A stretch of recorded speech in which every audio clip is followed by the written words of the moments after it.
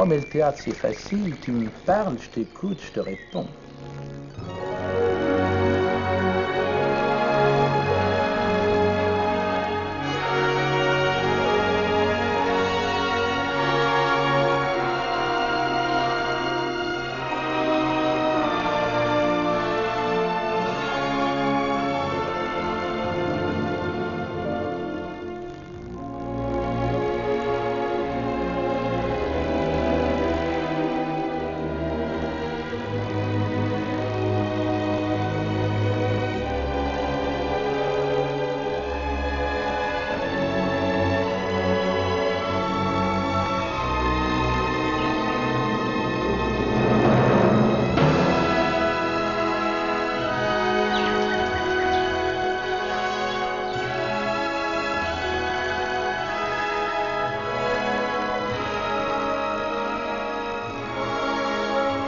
Comme le disait Jouvet, un objet qui soit comme un vrai objet, mais qui soit faux, c'est le véritable vrai, c'est la vérité du théâtre.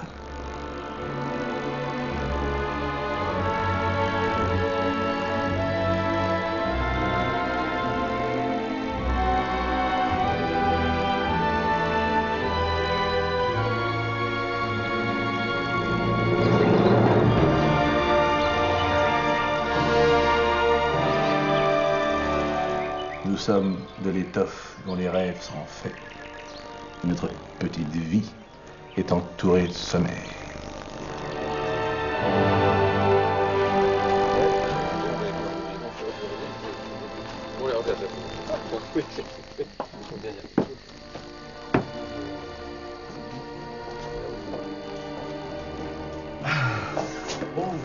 Tout ça, c'est une bonne mot. Venez vous une seconde.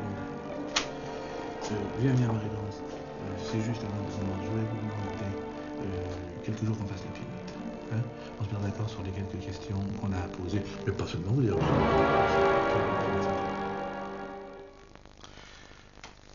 Nous abordons avec Racine le cas le plus paradoxal, le plus contradictoire de toute notre littérature dramatique. Jamais une œuvre n'a été à ce point le contraire de l'homme qui l'a écrite.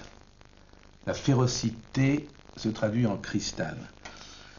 Je vais vous dire ce qu'en a écrit Paul Guth, auquel il faudra toujours se référer, parce que vous savez que son histoire de la littérature française est la seule qui fasse vraiment encore autorité. C'est un chef-d'œuvre, du début à la fin.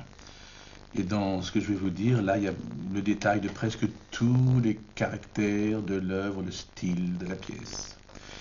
Paul Guth, en effet, nous peint, en parlant de Racine, l'ingrat, le tigre aux détentes imprévisibles, féroce, force rétractile, sans spontanéité, mais diffusée en vibration dans un monde clos de reflets.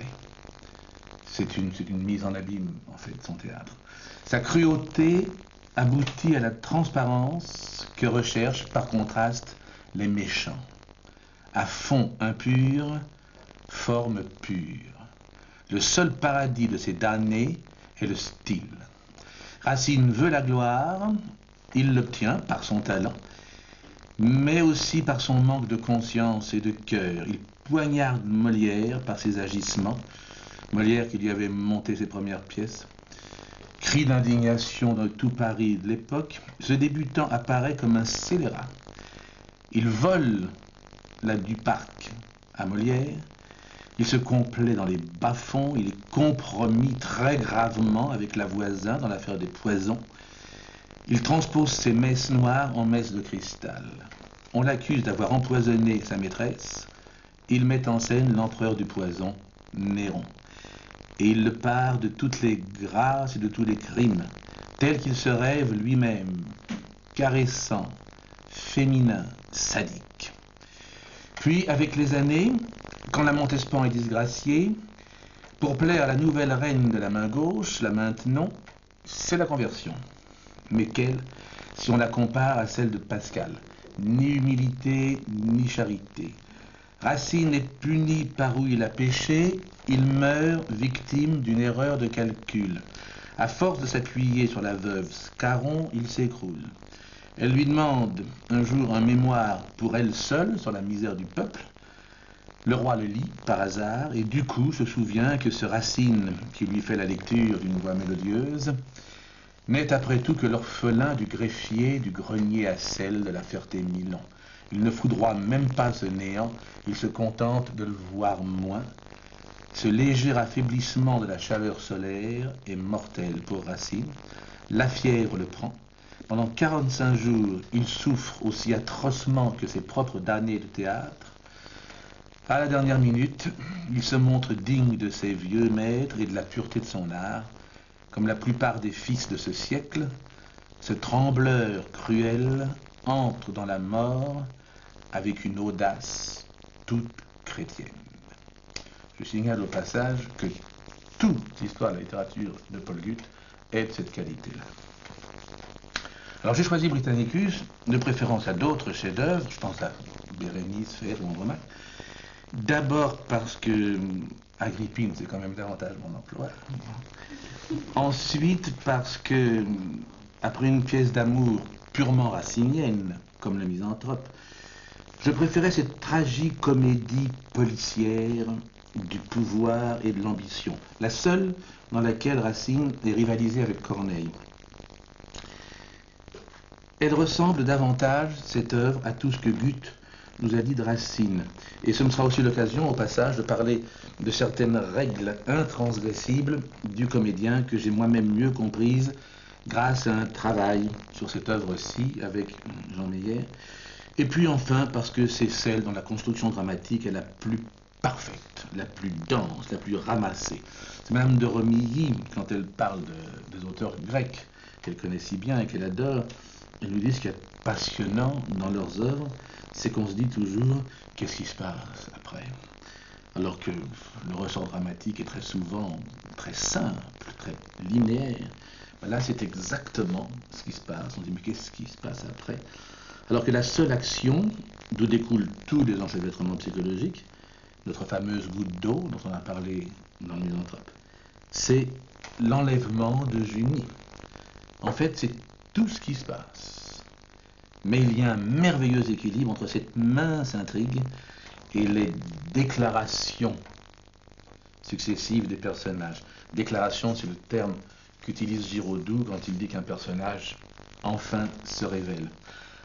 Dans cette œuvre, il n'y a pas de divagation, pas d'échappatoire. On enfonce le clou dès le début, on va jusqu'au ressassement. Si on pouvait imaginer, alors que Racine est la musique même, que l'on mette une musique d'accompagnement à son œuvre, ça pourrait être le canon sur une basse obstinée de Pachelbel. Vous savez parce qu'il est très connu maintenant. Il y a une symétrie exemplaire des parcours de Néron d'un côté, avec Narcisse, Burrus ou Junie Britannicus, et d'Agrippine de l'autre côté, et on nous fait attendre jusqu'au 4e acte l'affrontement des deux monstres. Ce qui paraît comme essentiel, bien sûr, c'est cette tragédie de la pureté l'est au rebours du misanthrope, à qui on a accordé le même qualificatif. Alceste est écrasé par sa pureté, Néron l'écrase pour se libérer du mensonge. Ce qui entraînera, comme dans toute tragédie, que l'amour soit victime, mais pas du renoncement, de la noblesse ou de l'amour lui-même. Ici, il est sacrifié aux ambitions, aux égoïsmes dévorants. On va jusqu'à le faire douter de lui-même. C'est en quoi les scènes entre Junie et Britannicus sont tellement pathétiques. Sa fragilité est un des ressorts dramatiques de l'œuvre. Tout cela rendu plus sensible encore par l'unité de temps, qui a rarement été aussi charnellement ressenti, de l'aube rose et verte au crépuscule rougeoyant. Alors c'est très difficile, bien sûr, de représenter Racine visuellement. Depuis Talma, je savais qu'on présente ça dans des costumes gréco-romains, c'est pas toujours très beau, ça correspond pas forcément à la galanterie de l'écriture, ou alors il faut que les tuniques soient composées par Madame Gray ou des gens comme ça, mais il n'y en a pas tous les siècles. C'est pas mieux si on pense, ça a été fait quelquefois à la reconstitution d'époque telle que ça se jouait, en costume Louis XIV, mais les comédiens d'aujourd'hui sont vite gourmets et ont pesé là-dedans. Le public d'alors avait plus d'imagination. La musique lui suffisait pour le dépayser. C'était des pièces qui se jouaient, que ce soit à l'hôtel de Bourgogne ou ailleurs, sur des tout petits plateaux, encombrés encore davantage par la présence des marquis, des nobles qui avaient le droit d'être là en tant que spectateurs. Il n'y avait pas de mise en scène, il y avait éventuellement une mise en scène de regard, mais tous les personnages, avec ces costumes impressionnants du XVIIe, s'avançaient au moment de leur scène et puis disaient le texte. Et c'est ce récit qui suffisait à enchanter le public, le parterre, comme on disait. C'est pourquoi, si au lieu d'avilir encore une fois le public en le méprisant, on fait appel à ce qu'il lui reste, car il lui en reste, de goût et de délicatesse, à mon sens, les meilleures représentations se devraient d'être purement oratoriennes. Puis il peut y avoir autour, vous savez, quelques costumes du style comme ça, abandonnés sur des chaises en marque de souvenirs historiques.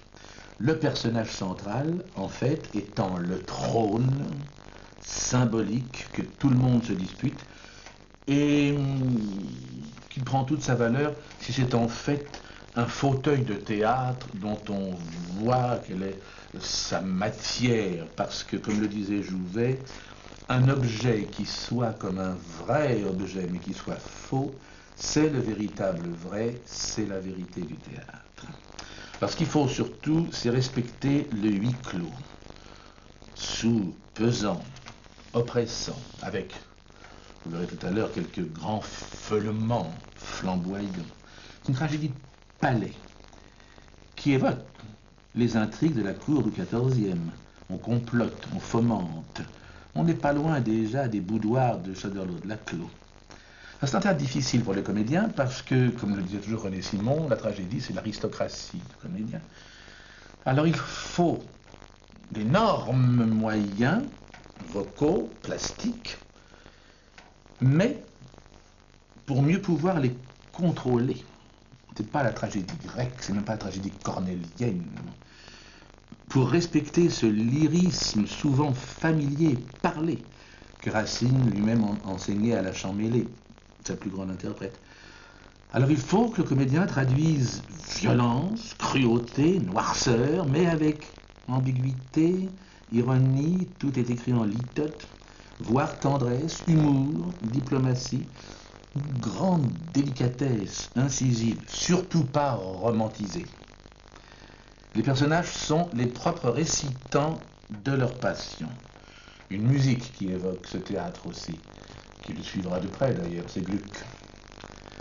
Il faut savoir être traversé par des lames de fond et n'en conserver que l'écume. La ligne mélodique, galante, intelligente, presque précieuse parfois. Il faut jouer serré. Comme dit si bien Jeanne Moreau, il faut jouer à l'os. Il faut une grande vigilance, plus que jamais, la connaissance et la maîtrise de sa technique sensible. C'est ici que je voudrais glisser ce que j'annonçais tout à l'heure, parce que cette pièce m'a révélé plus qu'une autre. Il se trouve que c'était dans celle-là, on était au conservatoire, le professeur de classe d'ensemble était Jean Meyer, qui avait été le grand élève de Jouvet. Je venais d'apprendre, on aura l'occasion d'en reparler aussi, de la part de Madame Simone, une femme les plus étonnantes du siècle, cette règle qu'on détaillera une autre fois, cruciale pour l'interprète, situation unique, note unique.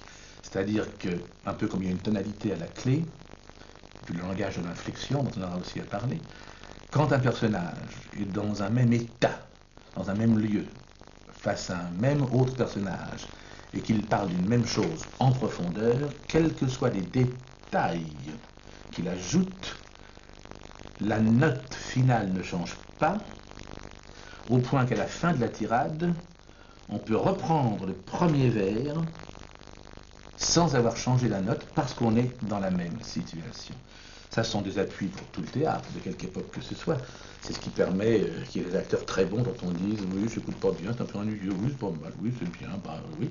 Et puis d'autres qui, par la réaccentuation et ces quelques règles, là, s'imposent, sans qu'ils paraissent plus extraordinaires, mais parce qu'ils sont d'une fidélité, d'une précision étonnante. Alors pour cette écriture-là, c'est très important, surtout si on veut autour de ça glisser le texte, justement, de la manière familière dont je vous parlais, comme un liseron autour d'un tronc. Et on ne peut pas tomber dans la monotonie, puisqu'à l'intérieur de tout ça, il y a le jeu des préfinales, des ruptures vocales, des rythmiques. Alors j'ai quelques souvenirs de représentations de Britannicus. Il y a une chose à laquelle je regrette de ne jamais avoir assisté, je vous le dis maintenant, parce que plus ça sera éloigné du moment où on en arrivera dans la pièce, plus on aura oublié peut-être la chose assez drôlatique que je vais vous citer, parce que c'est pas au moment où on y arrivera qu'il faudra commencer à se tordre. Il y a un moment, c'est Madame Vera Corel, qui était une merveilleuse comédienne, et qui s'essayait, comme on le faisait à l'époque, avant de le jouer au français, elle s'essayait en province, elle l'a joué qu'une fois, vous devez comprendre pourquoi, dans le rôle d'Agrippine, que toutes les tragédiennes voulaient aborder. Elle avait sans doute le trac. Bon, quoique quand on connaît son métier, on n'a plus ce qu'on appelle le trac. Enfin, elle devait être quand même impressionnée, puis c'est un rôle énorme, c'est lourd, il y a beaucoup de textes. Et à un moment, quand surgit Britannicus en lui disant Madame, tout le monde est avec nous, on peut se liguer contre Néron, le Sénat, tout ça, nos pires ennemis, c'est clair pour nous. Sylla, Pison, Plotus, et elle l'interrompt. Et en principe, le texte, elle doit lui dire Sylla, Pison, Plotus, les chefs de la noblesse. Et ce qui arrive souvent à des comédiens, plus souvent qu'on ne croit, les mots glissent, on ne sait pas ce qui se passe là-dedans, et les gens effarés ont entendu Agrippine lui dire Pila, citron, myrrhus, les fraises de la mollesse. C'est une chose qui ne s'invente pas. C'est une chose qui se passe là-dedans, il y a une syllabe qui s'en va, l'autre la remplace, on veut absolument continuer à parler, parce qu'il faut toujours continuer à parler quand on est devant un public, qui quelquefois d'ailleurs fait pas réellement attention, il y a 1200 personnes comme ça qui à l'intérieur se disent chacune, pas du bien comprendre. Toujours est-il qu'elle, ça lui a laissé un tel souvenir qu'elle n'a jamais rejoué le rôle. Non, alors la grande interprète, et c'est d'elle surtout que je voudrais qu'on se souvient à travers mes propos, ça a été un événement de notre siècle. J'ai eu la chance de l'avoir de nombreuses fois, mais d'assister à la générale de cette présentation-là de Britannicus, c'est Maribel. Ça a été la grande tragédienne du siècle. Pour ceux qui ont connu les deux, bon ben on saute de Sarah Bernard à Maribel, en passant par Marie Marquet, mais c'était un autre emploi. Elle avait des inflexions inoubliable. Après l'avoir vu une fois dans Agrippine, je vous dirais que je suis presque gêné, enfin gêné, non, parce que mes inflexions n'en sont que meilleures, mais quand j'en arrive au moment d'Agrippine, dans la pièce, dans ma lecture, j'entends Marie et j'ai vraiment envie de l'imiter pour vous la ressusciter. Elle était ensorcelante. C'était une nouvelle présentation, c'est que régulièrement, on dit, bon, on va faire une bonne mise en scène, un nouveau décor, ça. Et on avait demandé à Jean Marais, qui était engagé pour l'occasion et qui allait jouer Néron, de faire les décors, les costumes. C'était quand même peut-être un peu beaucoup pour un seul homme. Alors il y avait eu une cabale, la salle était surchauffée, électrisée. C'est vrai que c'était pas un très bon spectacle, alors que le décor justement était très beau. Mais c'était une soirée superbe à cause de Maribel dans Agrippine, qui au 4e acte a été tellement fabuleuse, avec une intonation de fin de tirade sur le grand morceau où elle reproche à Néron son ingratitude. Je n'ai vu ça que 2 fois dans ma vie, pour Katharine Hepburn à New York, dans la comédie musicale Coco, sur Coco Chanel, et ce soir-là, à la Générale, sur cette note de Maribel, comme un plancher se soulève, vous savez, comme ça. Mais la salle entière de l'orchestre au Paradis a été aspirée comme ça, a interrompu la pièce, a crié bravo, elle restait super majestueuse, habituée à tout ça. Bon. Elle était absolument fantastique. Il y avait M. Seigné, qui était remarquable dans Burrus, parce que ce sont des rôles qui peuvent être joués par des comédiens qui ont de bons moyens, ce ne sont pas forcément des tragédiens de grande stature. Et puis, bon, Jeannot Marais, qui était, pas mal du tout, mais qui était une grande beauté, encore assez jeune, et ça nous rappelait que dans la pièce, effectivement, Néron est jeune, qu'il ne faut pas le voir sous les traits de Peter Ustinov, donc Quo-Vadis. Il y a une anecdote aussi qui est assez amusante, concernant, enfin plus qu'amusante, je trouve, et qui met en cause toute la crédulité du public quand il est comme ça dans le spectacle, c'est ce qu'il faut d'ailleurs. Jean Marais jouait donc Néron, à côté de René Faure qui jouait Junie, et c'est elle qui m'a raconté cette anecdote. Il était près d'elle, donc, alors, surtout à l'époque, très beau, maquillé comme une chasse, petite jupe très courte pour qu'on voit bien les muscles des cuisses saillir. Il y a une dame au premier rang qui le regarde comme ça et qui se penche vers sa voisine et qui lui dit: il n'y a pas à dire. À l'époque, les hommes, c'était autre chose.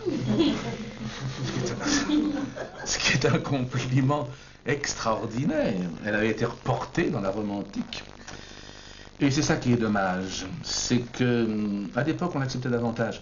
Maintenant, avec le cinéma qui veut qu'on ait exactement l'âge, l'emploi du truc du personnage qui t'a joué une fois qu'on ne le revoit plus, c'est difficilement crédible maintenant, les jeunes, ou alors des jeunes tels qu'on en voit dans certaines circonstances, n'en parlons pas, qui ferait mieux de rester chez eux. Mais pour que des gens qui aient les qualités de ça soient encore assez jeunes, crédibles, et équilibrés surtout, j'ai la chance, à mon tour, de me dire: ah ça, on se rapproche de Néron et de Britannicus, quand je vois certains de mes élèves, pas prêts encore forcément, mais qui ont ce mélange de candeur et d'ambiguïté. Alors je me dis que en phase 2, qui peut-être vont grandir, j'ai raison de ne pas vouloir guérir de mon incurable maladie qui est l'espérance. Parce que Néron et Britannicus doivent être absolument interchangeables. Les deux acteurs doivent pouvoir jouer les deux rôles en alternance. Parce que Néron est le monstre naissant. Ils ont quasiment le même âge. Dans la vérité historique, ils ont 14 mois de différence. Racine le dit d'ailleurs dans sa préface, c'est le monstre naissant. Bon. Il est encore très près de sa pureté, il hésite justement entre le bien et le mal, et Britannicus n'est pas le benet qu'on nous présente si souvent, il a lui déjà une carrure, c'est lui qui aurait dû être sur le trône, et on se rend bien compte de cette différence entre eux deux de tempérament dans la fameuse algarade du troisième acte. Alors, c'est difficile de les distribuer. Hélas, on trouve rarement, je ne peux pas vous donner d'exemples parmi les acteurs français que vous connaîtriez. Mais en revanche, et je pense que ça vous les typera, imaginez, oublions le phénomène de la langue qui leur interdirait de jouer ça, mais imaginez des acteurs français de qualité qui s'appelleraient Brad Pitt et Leonardo DiCaprio, ou Keanu Reeves et Edward Norton. Voilà. C'est ça, Britannicus et Néron. Quant à Junie, n'en parlons pas parce que on va attendre, je crois, des années avant qu'une jeune comédienne française puisse nous faire croire qu'elle a l'air d'une princesse. Tout se joue par conseillers interposés entre Néron et Agrippine, les deux grands fauves. C'est un duel à mort, ils sont prêts à tout pour se délivrer des contraintes. Agrippine, qui paye cher d'avoir élevé Néron, allant même jusqu'à l'inceste, c'est historique, de manière à le dominer. Alors c'est la révolte permanente, sont les jeux du cirque, sans arrêt entre tigres et dompteurs, sont de grands cadeaux, surtout. Le pouvoir est un jouet qu'ils se disputent, ils se disputent le plus beau rôle, vous voyez, surtout Néron, dont le rêve est d'être avant tout un grand artiste. Il le sera en jouant de la lyre devant l'incendie de Rome qu'il aura allumé lui-même. Comme on l'a dit pour le misanthrope, Racine jette ses héros dans l'arène au moment fatal du dénouement de la crise. Alors pour l'instant, quand la pièce commence, les deux fauves sont tapis, Néron en coulisses, Agrippine au milieu de la scène, sur le trône, agrippée, sans jeu de mots, à ce trône, sur lequel elle est depuis 2-3 heures. C'est la pointe de l'aube un peu fraîche. Albine, sa confidente, arrive à tâtons, on l'aperçoit dans le fond. Albine, qui n'est pas ignorante des grands secrets, ils magouillent tous, un peu tous, ils trempent tous là-dedans, dans le même marécage. Mais il y a des choses quand même qu'elle ignore et qu'Agrippine va lui révéler. Ils sont tous des personnages horribles, sauf naturellement Junie et Britannicus, dont le rayonnement, qui sera leur perte, précipitera les autres dans les ténèbres. Ténèbres dont ce lever de rideau est un avant-goût. Albine, enfin, en s'approchant, découvre, effarée, sa maîtresse. Comme ça, pas habillée, comme disait René Simon, en petite robe de chambre de pilou-pilou. Ça frappait bien les imaginations des acteurs, ça, puis ça permettait de détruire le conformisme et les attitudes grandiloquentes. Car ces personnages hors du commun vont devenir devant nous des mortels ordinaires. Quoi? Tandis que Néron s'abandonne au sommeil, faut-il que vous veniez attendre son réveil? Qu'errant dans le palais sans suite et sans escorte, la mère de César veille seule à sa porte. Madame, retournez dans votre appartement. Albine, il ne faut pas s'éloigner un moment. Je vais l'attendre ici.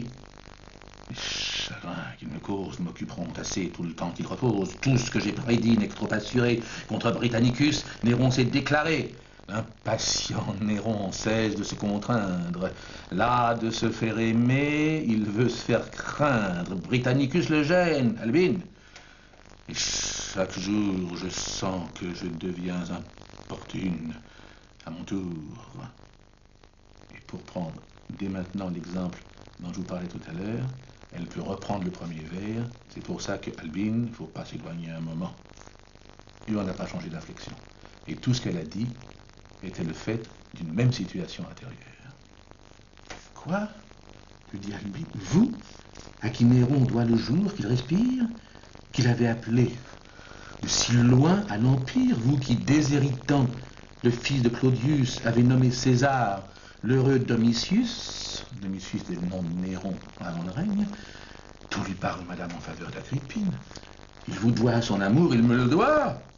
Albine, tout, s'il est généreux, lui prescrit cette loi, mais tout, s'il est ingrat, lui parle contre moi. S'il est ingrat, madame, toute sa conduite marque dans son devoir une âme trop instruite. Depuis 3 ans entiers, qu'a-t-il dit, qu'a-t-il fait, qu'il promette à Rome un empereur parfait? Rome, depuis 2 ans, par ses soins gouvernés, autant de ses consuls croient être retournés. Il la gouverne en père. Enfin, Néron, naissant, a toutes les vertus d'Auguste vieillissant. Non, non!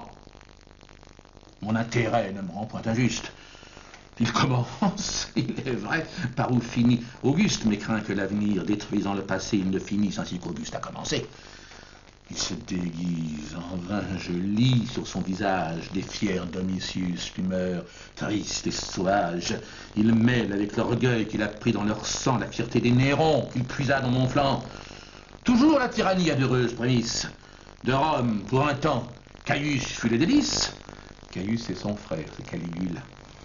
Mais sa feinte bonté, se tournant en fureur des délices de Rome, en devint l'horreur. Que m'importe, après tout, que Néron, plus fidèle d'une longue vertu, laisse un jour le modèle et je mis dans sa main le timon de l'État pour le conduire au gré du peuple et du Sénat. Oh, que de la patrie il soit, s'il veut, le père, mais qu'il songe un peu plus qu'Agrippine et sa mère. De quel nom, cependant, pouvons-nous appeler l'attentat que le jour vient de nous révéler? Il sait, car leur amour ne peut être ignoré, que de Britannicus, Junie est adorée, et ce même Néron que la vertu conduit fait enlever Junie au milieu de la nuit. Que veut-il? Est-ce haine? Est-ce amour qui l'inspire? Cherche-t-il seulement le plaisir de leur nuire? Ou plutôt, n'est-ce point que sa malignité punit sur eux l'appui que je leur ai prêté? Vous? Leur appui? Madame, arrête, chère Albine. Je sais que j'ai, moi seul, avancé de leur ruine, que du trône de sang l'a dû faire monter Britannicus par moi, s'est vu précipité par moi seul, éloigné de l'hymen d'Octavie, le frère de Junie, abandonna la vie. C'est Lanus, sur qui Claude avait jeté les yeux, et qui comptait Auguste au rang de ses aïeux. Néron jouit de tout. Et moi, pour récompense, il faut qu'entre eux et lui, je tienne la balance. Afin que quelques jours, par une même loi, Britannicus la tienne entre mon fils et moi. Quel dessein! Je Je m'assure un port dans la tempête. Néron m'échappera si ce frein ne l'arrête. Mais prendre contre un fils, tant de soins superflus, je le craindrai bientôt. Vous ne me craignez plus. Une juste frayeur vous alarme, peut-être. Si Néron pour vous n'est plus ce qu'il doit être, du moins son changement ne vient pas jusqu'à nous. Ce sont des secrets entre César et vous. Quelques titres nouveaux que Rome lui défère, Néron n'en reçoit point qu'il ne donne à sa mère. Sa prodigue amitié ne se réserve rien. Votre nom est dans Rome aussi saint que le sien. À peine parle-t-on de la triste Octavie. Auguste, votre aïeul, en aura moins Livie. Néron, devant sa mère, a permis le premier qu'on porte à des faisceaux couronnés de lauriers. Quels effets voulez-vous de sa reconnaissance? Un peu moins de respect et plus de confiance. Tous ces paraisans, Alpine, irritent mon dépit. Je vois mes honneurs croître et tomber mon crédit. Non. Non, le temps n'est plus que Néron, jeune encore, me renvoyait des vœux d'une cour qu'il adore.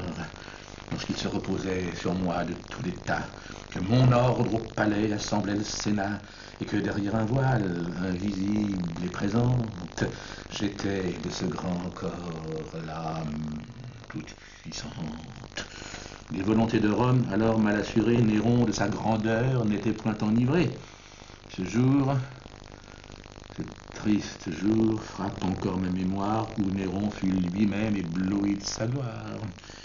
Quand les ambassadeurs de tant de rois divers vinrent le reconnaître au nom de l'univers sur son trône avec lui, j'allais prendre ma place. J'ignore quel conseil prépara ma disgrâce. Quoi qu'il en soit, Néron, aussi loin qu'il me vit, laissa sur son visage éclater son dépit. Mon cœur même en conçut un malheureux augure. L'ingrat, d'un faux respect colorant son injure, se leva par avance et courant m'embrasser, il m'écarta du trône où je m'allais placer. Depuis ce coup fatal, le pouvoir d'Agrippine vers sa chute à grands pas, chaque jour s'achemine. L'ombre seule m'en reste, et l'on n'implore plus que le nom de Sénèque et l'appui de Burrus. Oh, si de ce soupçon votre âme est prévenue, pourquoi nourrissez-vous le venin qui vous tue?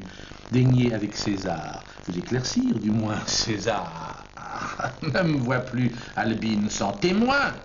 En public, à mon heure, on me donne audience, sa réponse est dictée, et même son silence. Je vois deux surveillants, ses maîtres et les miens, présider l'un ou l'autre à tous nos entretiens, mais je le poursuivrai, d'autant plus qu'il m'évite de son désordre. Albine, il faut que je profite, j'entends du bruit. On ouvre, allons subitement lui demander raison de cet enlèvement. Surprenons, s'il se peut, les secrets de son âme.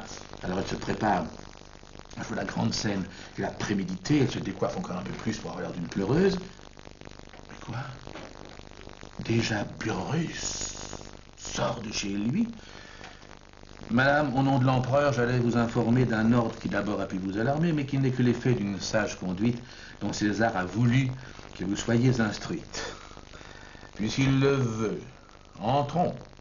Il m'en instruira mieux. César, pour quelque temps, s'est soustrait à nos yeux. Déjà, par une porte au public moins connue, l'un et l'autre consul vous avez prévenu, madame. Mais souffrez que je retourne exprès. Non! Je ne trouble point ces augustes secrets. Cependant, voulez-vous qu'avec moins de contraintes, l'un et l'autre, une fois, nous nous parlions sans feinte? Burrus pour le mensonge, et toujours trop d'horreur. Prétendez-vous longtemps me cacher l'empereur? Ne le verrai-je plus qu'à titre d'importune? Ai-je donc élevé si haut votre fortune pour mettre une barrière entre mon fils et moi? Ne l'osez-vous laisser un moment sur sa foi? Entre Sénèque et vous, disputez-vous la gloire à qui m'effacera plutôt de sa mémoire? Voulais-je confier pour en faire un ingrat? Pour être, sous son nom, les maîtres de l'État? Certes, plus je médite et moins je me figure que vous m'osiez compter pour votre créature, vous dont j'ai pu laisser vieillir l'ambition dans les honneurs obscurs de quelques légions, et moi, qui sur le trône ai suivi mes ancêtres, moi, fille, femme, sœur et mère de vos maîtres, que prétendez-vous donc?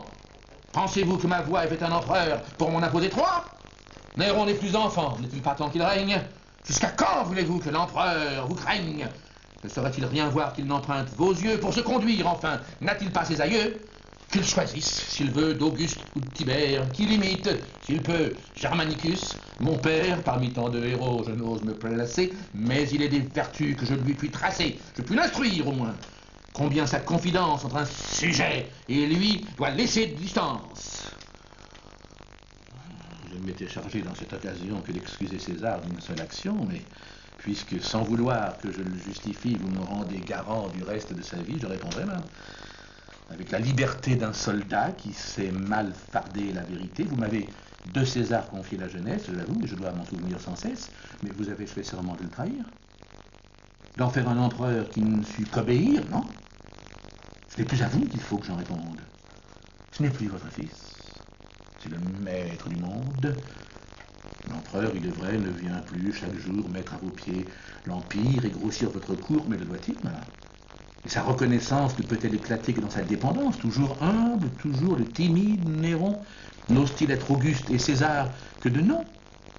Qu'importe que César continue à nous croire, pourvu que nos conseils ne tendent qu'à sa gloire, pourvu que dans le cours d'un règne florissant, Rome soit toujours libre et César tout-puissant. Mais madame, Néron suffit pour se conduire, j'obéis sans prétendre à l'honneur de l'instruire, sur ses aïeux, sans doute, il n'a qu'à se régler, pour bien faire, Néron n'a qu'à se ressembler. Heureux si ces vertus, l'une à l'autre enchaînées, ramènent tous les ans ses premières années. Ainsi, sur l'avenir, n'osant vous assurer, vous croyez que sans vous, Néron va s'égarer. Mais vous, qui jusqu'ici content de votre ouvrage, venez de ses vertus nous rendre témoignage, expliquez-nous pourquoi. Devenu ravisseur, Néron, de Silanus, fait enlever la sœur. Ou qu'a-t-il qu'à marquer de cette ignominie le sang de mes aïeux qui brille dans Julie? De quoi l'accuse-t-il? Et par quel attentat devient-elle en un jour criminelle d'État, elle qui, sans orgueil jusqu'alors élevé, n'aurait point vu Néron s'il ne l'eût enlevé, et qui même aurait mis au rang de ses bienfaits l'heureuse liberté de ne le voir jamais? Je sais que d'aucun crime elle n'est soupçonnée, mais jusqu'ici César ne l'a point condamnée, mais aucun objet ne blesse ici ses yeux, elle est dans un palais tout plein de ses aïeux. Vous savez que les droits qu'elle porte avec elle peuvent, de son époux, faire un prince rebelle, que le sang de César ne se doit allier qu'à ceux à qui César le veut bien confier. Et vous-même avouerez qu'il ne serait pas juste qu'on disposât sans lui de la nièce d'Auguste. Je vous entends. Néron m'apprend par votre voix qu'en vain Britannicus s'assure sur mon choix. En vain, pour détourner ses yeux de sa misère, j'ai flatté son amour d'un hymen qu'il espère. À ma confusion, Néron veut faire voir qu'Agrippine promet par-delà son pouvoir. Rome, de ma faveur, est trop préoccupée. Il veut par cet affront qu'elle soit détrompée, et que tout l'univers apprenne avec terreur à ne confondre point mon fils et l'empereur. Il le peut. Toutefois, j'ose encore lui dire qu'il doit, avant ce coup, affermir son empire, et qu'en me réduisant à la nécessité d'éprouver contre lui ma faible autorité, il expose la sienne, et que dans la balance, mon nom, peut-être, aura plus de poids qu'il ne pense. Quoi, madame, toujours soupçonner son respect. Ne peut-il faire un pas qui vous fasse suspect? Oh, quitter d'un censeur la triste diligence, d'une mère facile affecter l'indulgence, souffrez quelque froideur sans les faire éclater, et n'avertissez point la cour de vous quitter. Et qui s'honorerait de la pluie d'Agrippine lorsque Néron lui-même annonce ma ruine, lorsque de sa présence il semble me bannir, quand Biorus, à sa porte, ose me retenir? Madame, je vois bien qu'il est temps de me taire et que ma liberté commence à vous déplaire. La douleur est injuste et toutes les raisons qui ne la flattent point aigrissent ses soupçons. Voici Britannicus, je lui cède ma place, je vous laisse écouter et plaindre sa disgrâce et peut-être, madame, en accuser les soins de ceux que l'empereur a consultés le moins. Britannicus fait irruption en se précipitant, suivi par Narcisse, qui longe les murs. Agrippine l'arrête. Ah, prince, où courez-vous? Quelle ardeur inquiète parmi vos ennemis en aveugle vous jette. Que venez-vous chercher? Ce que je cherche. Dieu. Tout ce que j'ai perdu, madame, est en ces lieux. De 1000 affreux soldats unis, environnés, sévus en ce palais indignement traîné. Hélas, de quelle horreur ces timides esprits à ce nouveau spectacle auront été surpris. Enfin, on me l'enlève. Une loi trop sévère va séparer deux cœurs qu'assemblaient leur misère. Sans doute on ne veut pas que, mêlant nos douleurs, nous nous aidions l'un l'autre à porter nos malheurs. Il suffit. Comme vous, je ressens vos injures. Mes plaintes ont déjà précédé vos murmures. Je ne prétends pas qu'un impuissant courroux dégage ma parole et m'acquitte envers vous. Je ne m'explique pas. Si vous voulez m'entendre, suivez-moi chez Pallas, où je vais vous attendre. Elle se la croirais-je, Narcisse? Et dois-je, sur sa foi, la prendre pour arbitre entre son fils et moi? Qu'en dis-tu? N'est-ce pas cette même Agrippine que mon père épousa jadis pour ma ruine et qui, si je t'en crois, a, de ces derniers jours, trop lent pour ses desseins, précipité le cours? N'importe. Elle se sent, comme vous, outragée. À vous donner Junie, elle s'est engagée. Unissez vos chagrins, liez vos intérêts. Et ce palais retentit en vain de vos regrets. Tandis qu'on vous verra d'une voix suppliante semer ici la plainte et non pas l'épouvante, que vos ressentiments se perdront en discours, n'en faut pas douter. Vous vous plaindrez toujours. Oh, Narcisse. Tu sais si de la servitude je prétends faire encore une longue habitude. Tu sais si pour jamais de ma chute étonnée je renonce à l'empire où j'étais destiné, mais je suis jeune encore. Les amis de mon père sont autant inconnus que glace ma misère, et ma jeunesse même écarte loin de moi tous ceux qui dans le cœur me réservent leur foi. Pour moi, depuis un an qu'un peu d'expérience m'a donné de mon sort la triste connaissance, que vois-je autour de moi? Que des amis vendus, qui sont de tous mes pas des témoins assidus, qui, choisis par Néron pour ce commerce infâme, trafiquent avec lui des secrets de mon âme. Quoi qu'il en soit, Narcisse, on me vend tous les jours. Il prévoit mes desseins, il entend mes discours, comme toi. Dans mon cœur, il sait ce qui se passe. Que t'en sens, Narcisse? Ah, quelle âme assez basse. C'est à vous de choisir des confidents discrets, Seigneur. Et de ne pas prodiguer vos secrets, Narcisse, tu dis vrai, mais cette défiance est toujours d'un grand cœur la dernière science. On le trompe longtemps. Mais enfin, je te crois. Ou plutôt je fais vœu de ne croire que toi. Mon père, il m'en souvient, m'assura de ton zèle. Seul de ces affranchis, tu m'es toujours fidèle. Tes yeux, sur ma conduite incessamment ouverts, m'ont sauvé jusqu'ici de 1000 écueils couverts. Va donc voir si le bruit de ce nouvel orage aura de nos amis excité le courage. Examine-le, observe leur discours. Vois si j'en puis attendre un fidèle secours. Surtout dans ce palais, remarque avec adresse avec quel soin Néron fait garder la princesse. Sache si du péril ses beaux yeux sont remis, et si son entretien m'est encore permis.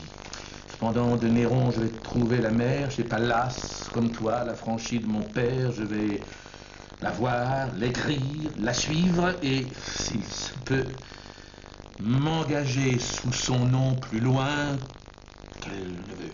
Ça, Narcisse reste seul près du trône qu'il caresse et convoite voluptueusement. Noir, quand la lumière revient sur le deuxième acte, on surprend Néron, alangui sur son trône, jeune fauve, toujours prêt à bondir, fatigué, n'a pas dormi de la nuit, sournois, redoutable, délicieux, sale gosse. Burrus est à côté de lui, Narcisse en retrait, et les gardes au fond. N'en doutez point, Burrus. Malgré ses injustices, c'est ma mère, et je veux ignorer ses caprices, mais je ne prétends plus ignorer ni souffrir le ministre insolent qui les ose nourrir, Pallas. De ses conseils empoisonnent ma mère, il séduit chaque jour Britannicus, mon frère, il l'écoute tout seul, et qui suivrait leurs pas, il les trouverait peut-être assemblés chez Pallas, c'en est trop. Et tous deux, il faut que je l'écarte pour la dernière fois qu'ils s'éloignent, qu'ils partent. Je le veux. Je l'ordonne. Et que la fin du jour ne le retrouve pas dans Rome ou dans ma cour. Cet ordre importe au salut de l'Empire. Vous, Narcisse, approchez. Et vous, qu'en soit-il? Narcisse s'approche du trône. Grâces aux dieux, Seigneur, j'unis entre vos mains, vous assure aujourd'hui du reste des Romains. Vos ennemis, déchus de leur belle espérance, sont allés chez Pallas, pleurer vers la puissance. Mais que vois-je? Vous-même, inquiet, étonné, plus que Britannicus paraissait consterné. Je présage à mes yeux cette tristesse obscure et ces sombres regards errants à l'aventure. Tout vos goûts. La fortune obéit à vos vœux, Narcisse. En effet, Néron est amoureux. Oui, depuis un moment, mais pour toute ma vie, j'ai, que dis-je, aimé, j'idolâtre, uni, mon aimé, excité d'un désir curieux. Cette nuit, je l'ai vu arriver en ces lieux tristes, levant au ciel ses yeux mouillés de larmes qui brillaient au travers des flambeaux et des armes, belles, sans ornement, dans le simple appareil d'une beauté qu'on vient d'arracher au sommeil. Que veux-tu? Je ne sais si cette négligence, les ombres, les flambeaux, les cris et le silence, et le farouche aspect de ces fiers ravisseurs relevaient de ses yeux la timide douceur. Quoi qu'il en soit, ravi d'une si belle vue, j'ai voulu lui parler, ma voix s'est perdue. Immobile, saisi d'un long étonnement, je l'ai laissé passer dans son appartement. J'ai passé dans le mien. C'est là que solitaire, sans image, en vain, j'ai voulu me distraire. Trop présente à mes yeux, je croyais lui parler. J'aimais jusqu'à ces pleurs que je faisais couler quelquefois, mais trop tard, je lui demandais grâce. J'employais les soupirs et même la menace. Voilà, comme occupé de mon nouvel amour, mes yeux, sans se fermer, ont attendu le jour. Mais je m'en fais peut-être une trop belle image. Elle m'est apparue avec trop d'avantages. Narcisse, qu'en dis-tu? Quoi, Seigneur, croira-t-on qu'elle ait pu si longtemps se cacher à Néron? Tu le sais bien, Narcisse.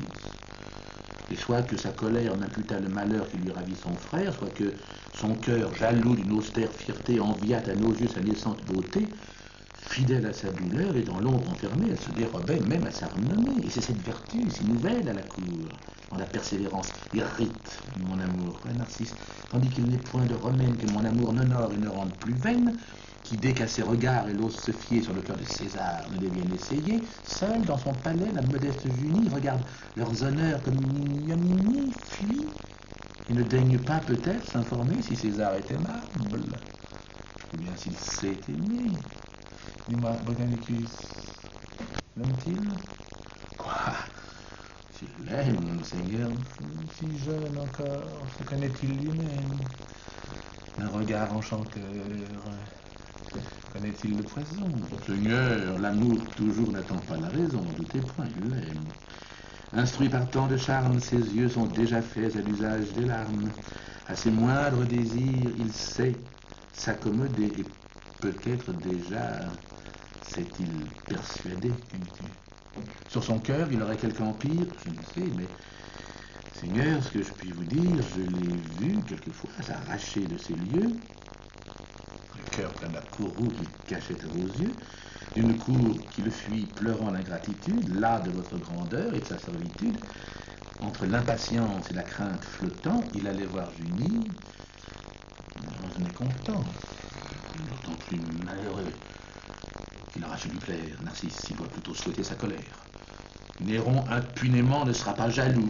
Vous, de quoi, Seigneur, vous inquiétez-vous? Junie a pu le plaindre et partager ses peines. Elle n'a vu couler de larmes que les siennes, maître, n'en doutez point. D'un cœur déjà charmé, commandez qu'on vous aime, et vous serez aimé. À combien de chagrins faut-il que je m'apprête? Que d'importunité, quoi donc? Qui vous arrête, Seigneur? Tout. Octavie, Agrippine, Pyrrhus, Sénèque, Rome entière. Et 3 ans de vertu. Non que pour Octavie un reste de tendresse m'attache à son hymen et plaigne sa jeunesse. Mes yeux, depuis longtemps fatigués de ses soins, rarement de ses pleurs, daignent être témoins. Trop heureux si bientôt la faveur d'un divorce me soulageait d'un joug qu'on m'imposa par force. Le ciel même, en secret, semble la condamner. Ses vœux, depuis 4 ans, ont beau l'importuner, les dieux ne montrent point que sa vertu les touche. Aucun gage, Narcisse, il n'honore sa couche. L'Empire, vainement, demande un héritier. Que tordez-vous, Seigneur, à la répudier? L'Empire, votre cœur, tout condamne Octavie. Auguste, votre aïeul, soupirait pour Livie. Par un double divorce, ils finirent tous deux. Et vous devez l'Empire à ce divorce heureux. Tibère, que l'hymen plaça dans sa famille, osa bien, à ses yeux, répudier sa fille. Vous seul, jusqu'ici, contraire à vos désirs, n'osez par un divorce assurer vos plaisirs. Mais ne connais-tu pas l'implacable Agrippine? Mon amour inquiet, déjà c'est l'imagine qui m'amène, Octavie, et d'un œil enflammé atteste des seins droits d'un nœud qu'elle a formé, et portant à mon cœur des atteintes plus rudes, me fait un long récit de mes ingratitudes, de quel front soutenir ce fâcheux entretien. N'êtes-vous pas, Seigneur, votre maître et le sien? Vous verrons-nous toujours trembler sous sa tutelle? Vivez, régnez pour vous, c'est trop régner pour elle, craignez-vous? Mais, Seigneur, vous ne la craignez pas, vous venez de bannir le superbe Pallas.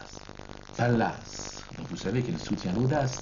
Éloignez de ses yeux, j'ordonne, je menace. J'écoute vos conseils, j'ose les approuver, je m'excite contre elle, des tâches à la braver, mais je t'expose ici mon âme toute nue. Sitôt que mon malheur me ramène à sa vue, soit que je n'ose encore démentir le pouvoir de ses yeux où j'ai lu si longtemps mon devoir, soit qu'à tant de bienfaits, ma mémoire fidèle lui soumette en secret tout ce que je tiens d'elle, mais enfin mes efforts ne me servent de rien. Mon génie étonné tremble devant le sien. Mais je t'arrête trop. Retire-toi, Narcisse. Britannicus pourrait accuser l'artifice.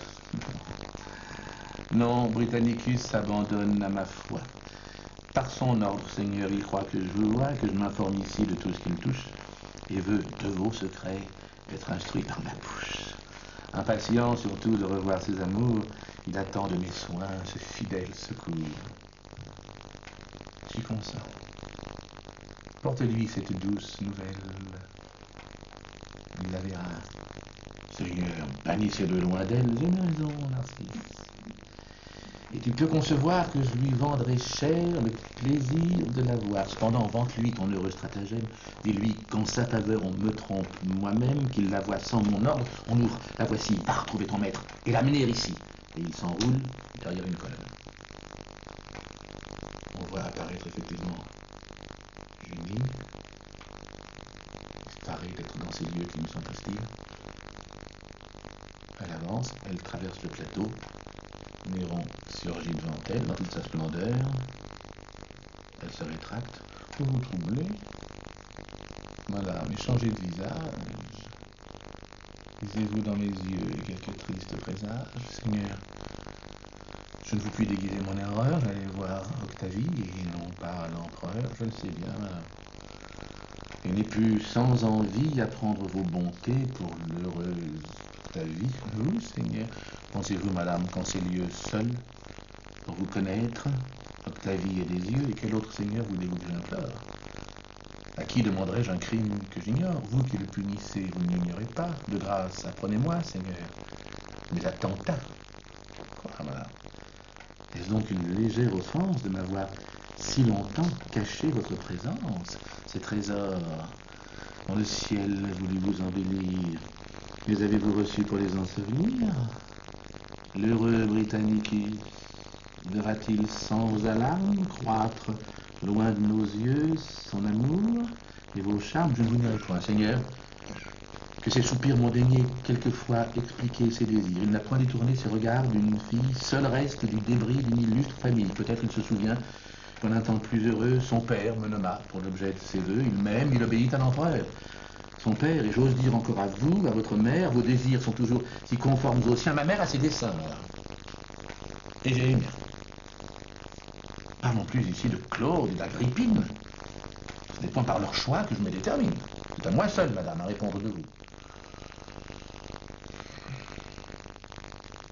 Et je veux, de ma main, vous choisir un époux. Ah, Seigneur, songez-vous que Toute autre alliance fera honte au César, auteur de ma naissance. Non, l'époux dont je vous entretiens peut sans honte assembler vos aïeux et les siens. Vous pouvez sans rougir consentir à sa part. Et quel est donc, Seigneur, cet époux? Moi? Voilà.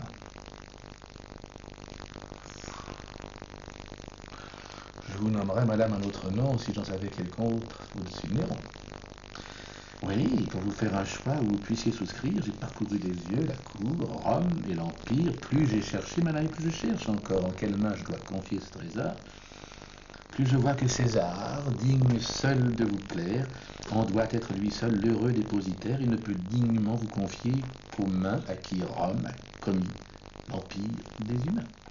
Qu'Octavie, à vos yeux, ne fasse point d'ombrage.